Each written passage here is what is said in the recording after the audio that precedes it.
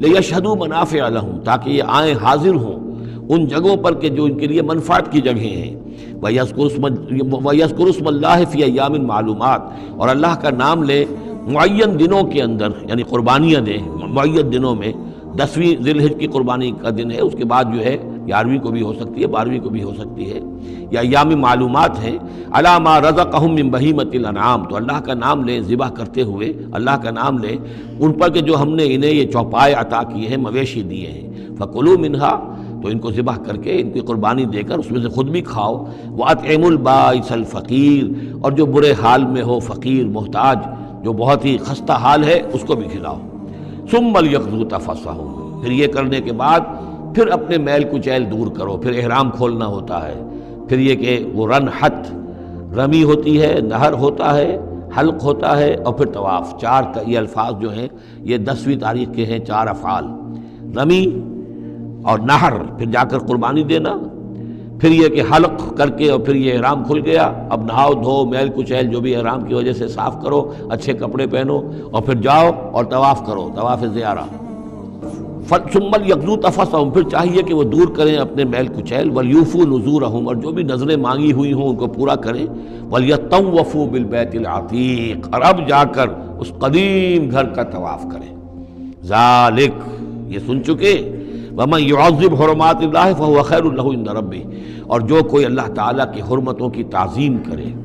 یہ بیت اللہ الحرام ہے یا اشہر حرم ہے، یہ ساری چیزیں جو ہے اللہ تعالیٰ کی حرمتیں ہیں، حرمات اللہ ہیں، اللہ نے جس جس چیز کو کہ محترم قرار دیا ہے۔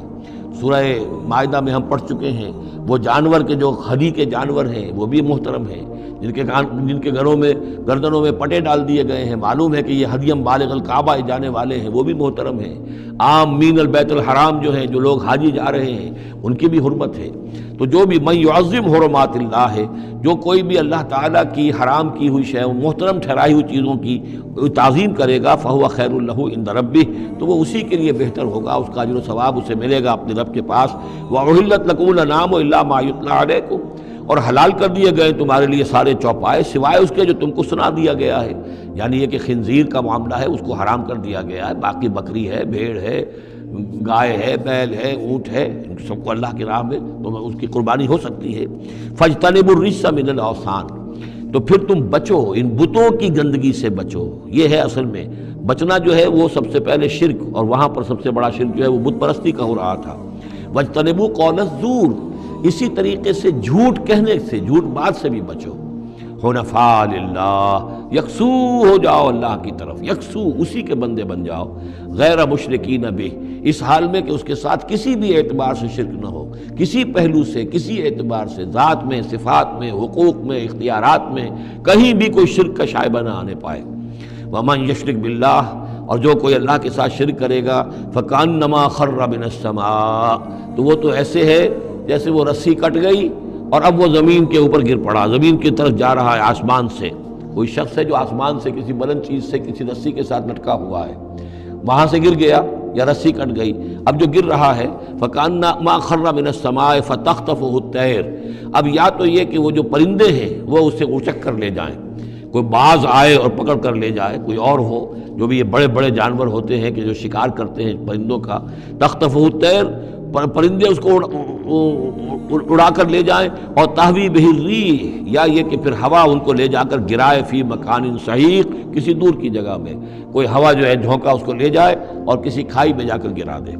یہ معاملہ ہے اس شخص کا جو اللہ کے ساتھ شرک کرتا ہے، اس کے پاس کوئی سہارا نہیں رہا۔ اب توحید والا جو ہے وہ ایک سہارے پر قائم ہے، قول ثابت بالحیات الدنیا، یہ جو ہم ثبات عطا کرتے ہیں اہل ایمان کو، بالقول ثابت فی الحیات الدنیا، دنیا کی زندگی میں۔ ذالک، یہ تم نے سن لیا، یہ احکام تم نے سن لیے۔ ومن یعظم شعائر اللہ، پھر سن لو جو اللہ کے شاعر کی تعظیم کرے گا، فإنہا من تقوی القلوب، تو یقیناً یہ دلوں کے تقوی کی بات ہے۔ ان تمام چیزوں کی ہم پڑھ چکے ہیں سورہ بقرہ میں، ان الصفا والمروۃ من شعائر اللہ، بیت اللہ شعیرہ ہے اور وہ مقام ابراہیم شعیرہ ہے، صفا اور مروہ جو ہے شعیرہ ہیں۔ شعیر وہ چیز ہے کہ جس سے اللہ تعالیٰ کی بندگی کا شعور پیدا ہو، ان کے ساتھ وہ چیزیں وابستہ ہیں، وہ تاریخ ان کی ہے کہ جس کے حوالے سے پھر یہ کہ اللہ تعالیٰ کا شعور جو ہے انسان کے اندر پیدا ہوتا ہے، اس کی ذات کا، صفات کا۔ لکم فیہا منافع الی اجل مسمی، یہ جو جانور ہیں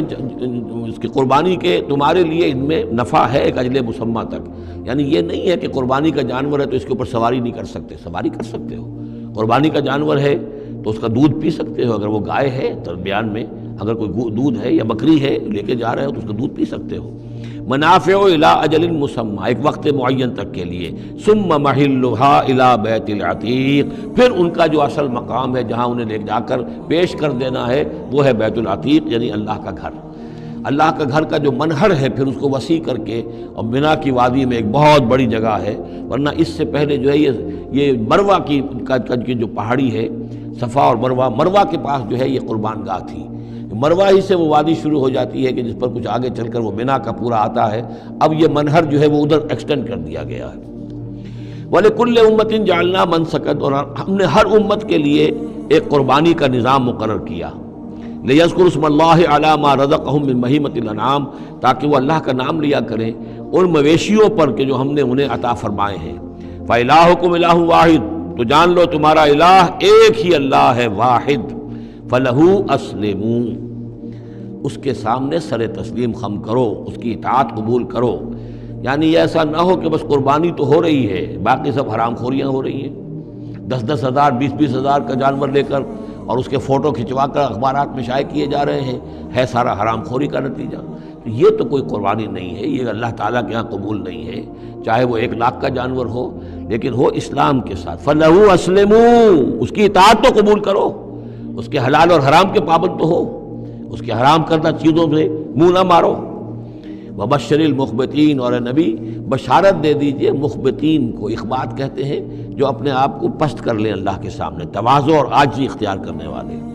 الذین اذا ذکر اللہ وجلت قلوبہم، یہ جو سورہ انفال کے شروع میں الفاظ آئے تھے اس سے ملتے جلتے الفاظ ہیں۔ وہ کون لوگ ہیں؟ وہ لوگ مخبتین کہ جب اللہ کا ذکر کیا جائے تو ان کے دل لرز اٹھتے ہیں، کانپ اٹھتے ہیں۔ والصابرین علی ما اصابہم، اور جو بھی کوئی تکلیف ان پر آئے، کوئی مصیبت آئے، کوئی ناگوار صورتحال درپیش ہو جائے تو اس پر صبر کرنے والے۔ والمقیم الصلاۃ، اور نماز کے قائم کرنے والے۔ ومما رزقناہم ينفقون، اور جو کچھ ہم نے ان کو دیا ہے اس میں سے ہمارے لیے خرچ کرنے والے، ہماری رضا جوئی کے لیے، ہمارے دین کے لیے یا محتاجوں کے لیے انفاق کرنے والے۔ اللہم ربنا اجعلنا منہم والبدن جعلناها لکم من شعائر اللہ، اور یہ جو قربانی کے جانور خاص طور پر اونٹ ہیں، ان کو ہم نے تمہارے لیے ان کو بھی شاعر بنا دیا، یہ بھی اللہ کے شاعر میں سے ہے، اس لیے کہ یہ اونٹ جو ہے ابھی اللہ کے نام پر قربان کیے جا رہے ہیں۔ لکم فیہا خیر، تمہارے لیے ان میں خیر ہے، بھلائی ہے۔ ظاہر بات ہے کہ ان کا بھی گوشت تم کھا سکو گے اور غریبوں کو کھلا سکو گے، لیکن یہ کہ ہیں وہ شاعر اللہ، اس لیے کہ وہ نامزد ہو چکے ہیں بیت اللہ کے لیے، اللہ کے لیے کہ یہ قربانی کے جانور ہے کہ جن کو قربان کیا جانا ہے بیت اللہ کے قریب۔ فاذکروا اسم اللہ علیہا صواف، تو ان پر نام لیا کرو اللہ کا، ان کو کھڑا کر کے سیدھا، صواف صفے باندھ کر، قطار باندھ کر۔ یہ جو نقشہ ہے یہ خاص طور پر جو حجۃ الوداع میں حضور نے جو قربانی دی ہے تو 63 آپ نے اونٹ اپنے ہاتھ سے نہر فرمائے، کل 100، یہ 63 آپ نے اپنے ہاتھ سے نہر فرمائے۔ اور یہ آتا ہے روایات کے اندر، اب یہ چونکہ معاملہ حضور کا ہے اور اس میں ہمیں کسی شک و شبے کی گنجائش نہیں ہے کہ اب کھڑے ہوئے ہیں قطار میں، اور ایک اب نہر کرنے کا طریقہ بھی ہوتا ہے، برچھا مارا جاتا ہے اونٹ کی یہاں گردن میں، اس کو گرا کر ذبح کرنا آسان کام نہیں ہے، کھڑے ہوئے اونٹ کو برچھا لگایا جاتا ہے، یہاں اس کی جو بڑی وینز ہیں خون کا فوارہ چھوٹتا ہے، جب خون بہت زیادہ بہہ جاتا ہے پھر وہ گرتا ہے ایک طرف، ایک پہلو کے اوپر، تو پھر اس کا معاملہ جو ذبح کرنے کا ہوتا ہے۔ تو حضور جیسے برچھا مارتے تھے اور اس کے بعد پھر اگلا اونٹ اپنی گردن خود آگے کرتا تھا۔ نہ شود نصیب دشمن کے شود ہلاک تیغت، سر دوستاں سلامت کی تو خنجر آزمائی، گویا کہ ان کے لیے خود ایک اعزاز تھا، اللہ نے شعور دیا ہے۔ وہ تو جو ایک سوکھی ہوئی لکڑی تھی جس کا سہارا لے کر حضور صلی اللہ علیہ وسلم وہ آپ خطبہ دیا کرتے تھے جمعے کا، پھر جب ممبر بنا دیا گیا اب وہ اس لکڑی جو ہے اس کا آپ سہارا نہیں لے رہے۔ تو پہلا دن جب تھا کہ آپ نے اس کا سہارا نہیں لیا اور آپ ممبر پر کھڑے ہو کر آپ نے جب خطبہ دیا ہے تو اس سوکھی لکڑی میں سے ایسی آواز آ رہی تھی جیسے کوئی بچہ بلک بلک کر رو رہا ہو کہ میری یہ سعادت آج ختم ہو گئی ہے، مجھے جو سعادت نصیب تھی کہ محمد الرسول اللہ صلی اللہ علیہ وسلم میرا سہارا لیا کرتے تھے، مجھ پر ٹیک لگایا کرتے تھے، یہ مجھ سے جاتی رہی فضیلت، بلک بلک کر رو رہا ہے۔ حنانہ اس کو کہتے ہیں، ستون حنانہ اب بھی مسجد نبوی میں ایک ستون ہے حنانہ، حنین کہتے ہی اس کو ہے کہ جس میں رقت ہو، بچہ رو رہا ہو، بلک رہا ہو تو یہ حنین ہے، تو حنانہ ہے وہ۔ اور اس کے لیے یہ نوٹ کر لیجیے، کہا ہے یعنی مولانا روم نے، فلسفی کو منکر حنانہ است از حواس انبیاء بیگانہ است۔ پہلے فلسفی ہوتے تھے، آج سائنسدان جو انکار کرے گا کیسے ہو سکتا ہے سوکھی لکڑی میں سے بچوں کے سے رونے کی آواز آئے، کیسے مان لیں گے ہم؟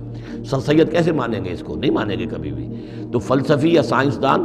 کو منکر حنانہ است، کہ وہ حنانہ کا انکار کرتا ہے، از حواس انبیاء بیگانہ است، اس لیے کہ انبیاء کے معاملات کو وہ جانتا نہیں ہے، وہ عام لوگوں پر قیاس کر رہا ہے۔ فاذکر اسم اللہ علیہا صواف، تو لو اللہ کا نام ان پر، ان کو نہر کرنے کے لیے انہیں صفوں میں کھڑا کر کے، فَإِذَا وَجَبَتْ جُنُوبُهَا، جب ان کے پہلو زمین پر ٹک جائیں، جب خون اتنا بہہ جاتا ہے، کمزور ہو جاتا ہے اونٹ، تو پھر وہ ایک طرف کو اپنی کروٹ کے بل زمین کے اوپر پڑ جاتا ہے۔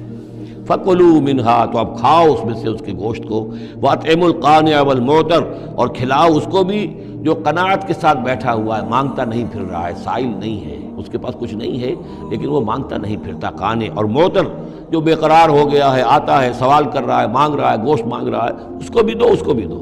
کذالک سخرناھا لکم لعلکم تشکرون، اسی طرح تو ہم نے اتنے بڑے جانور کو تمہارے لیے مسخر کر دیا ہے، اونٹ جیسے جانور کو، اور وہ کھڑا ہوتا ہے تم برچھا مارتے اس کو، سخرناھا لکم لعلکم تشکرون، تاکہ تم اللہ کا شکر ادا کرو۔ لن ینال اللہ لحومھا ولا دماؤھا، اب یہ ہے اصل شے، اللہ تک نہ ان کے گوشت پہنچتے ہیں نہ خون پہنچتا ہے، ولیکن ینالہ التقوی منکم، ہاں اگر پہنچتا ہے اس تک تو تقوی اگر ہے تمہارے اندر تو اللہ تک پہنچ جائے گا۔ یعنی یہ کہ ایک یہ رسومات ہے، ظاہری شکل ہے، ظاہری شکل اصل دین نہیں ہے، اگرچہ اس کے بغیر بھی تو حقیقت جو ہے وہ کسی نہ کسی حیولو ہی میں ظاہر ہوگی، کوئی نہ کوئی اسے پیکر چاہیے۔ تو ان عبادات کا پیکر بھی اہم ہے، لیکن صرف پیکر کو نہ سمجھیں، ظاہر کو نہ سمجھیں، اصل شے اس کی روح ہے، روح تقویٰ۔ وہ جو علامہ اقبال نے کہا ہے کہ رہ گئی رسم ازاں روح بلالی نہ رہی، فلسفہ رہ گیا تلقین غزالی نہ رہی، اور نماز و روزہ و قربانی و حج یہ سب باقی ہیں، تو باقی نہیں ہے۔ وہ ہمارا وہ تقویٰ، ہمارا اللہ کے ساتھ خلوص و اخلاص، قربانی جب انسان دے رہا ہو تو واقعتاً اس کے اپنے اندر اگر تقویٰ بھی ہے، اس نے حلال ذریعے سے کمائے ہوئے مال میں سے اس نے اتنی محنت کی ہے کہ اس میں سے اثار کر رہا ہے، اللہ کے نام پر ایک جانور کو ذبح کر رہا ہے، پھر خود اپنی زندگی میں وہ اللہ کے قوانین کا پابند ہے، اسی کے مطابق زندگی گزار رہا ہے، اور وہ اپنی توانائیاں، قوتیں، صلاحیتیں اللہ کی راہ میں لگا رہا ہے، اس کی قربانی ہے۔ باقی اگر یہ نہیں ہے تو ٹھیک ہے، چلیے کم سے کم غریبوں کو گوشت مل جائے گا، کچھ نہ کچھ فائدہ تو ہو ہی جائے گا، لیکن یہ کہ وہ اصل قربانی نہیں ہے، اللہ تک کچھ نہیں پہنچے گا تمہارا۔ لن ینال اللہ لحومھا ولا دماؤھا، دیکھو ان قربانیوں کے نہ گوشت اللہ تک پہنچتے ہیں نہ ان کے خون، ولیکن ینالہ التقوی منکم، ہاں تقوی اگر ہے وہ اللہ تک پہنچ جاتا ہے۔ کذالک سخرھا لکم لتکبروا اللہ علی ما ھداکم، اسی طرح اللہ تعالیٰ نے اسے تمہارے لیے مسخر کر دیا ہے، لتکبروا اللہ علی ما ھداکم، تاکہ تم اللہ کی تکبیر کیا کرو اس ہدایت پر جو اس نے تمہیں دی ہے۔ دیکھیے دو عیدیں ہیں ہماری، عید الفطر جو رمضان کے بعد آتی ہے، ایک عید الاضحیٰ ہے جو حج کے ساتھ منسلک ہے، وہاں بھی ہم نے رمضان مبارک کے بارے میں جو آیات آئی ہیں سورہ بقرہ کے 23ویں رکوع میں، وہاں بھی لتکبروا اللہ علی ما ھداکم ولعلکم تشکرون، شہر رمضان الذی انزل فیہ القرآن ھدی للناس وبینات من الھدی والفرقان فمن شہد منکم الشہر فلیصمہ ومن کان مریضا او علی سفر فعدۃ من ایام اخر یرید اللہ بکم الیسر ولا یرید بکم العسر ولتکملوا العدۃ ولتکبروا اللہ علی ما ھداکم ولعلکم تشکرون، وہی الفاظ یہاں ہیں، لتکبروا اللہ علی ما ھداکم، تاکہ تم تکبیر کرو، اللہ کی تکبیر کرو۔ اسی لیے عیدین کے لیے جاتے آتے ہوئے تکبیر، اور اس کو بھی بڑا بلند آواز سے، جاتے آتے راستہ بدلنا، پھر نماز جو دوگانہ ہے عید کی اس میں اضافی تکبیرات ہیں، لتکبروا اللہ علی ما ھداکم ولعلکم تشکرون پر تو وہ آیت ختم ہوئی ہے، وبشر المحسنین، اور اے نبی ان لوگوں کو آپ بشارت دے دیجئے جو اسلام اور ایمان اور تقوی کی منزلیں طے کرتے ہوئے درجہ احسان تک پہنچنے کی کوشش کرتے ہیں اور پہنچ جاتے ہیں۔ اللہم ربنا اجعلنا منہم۔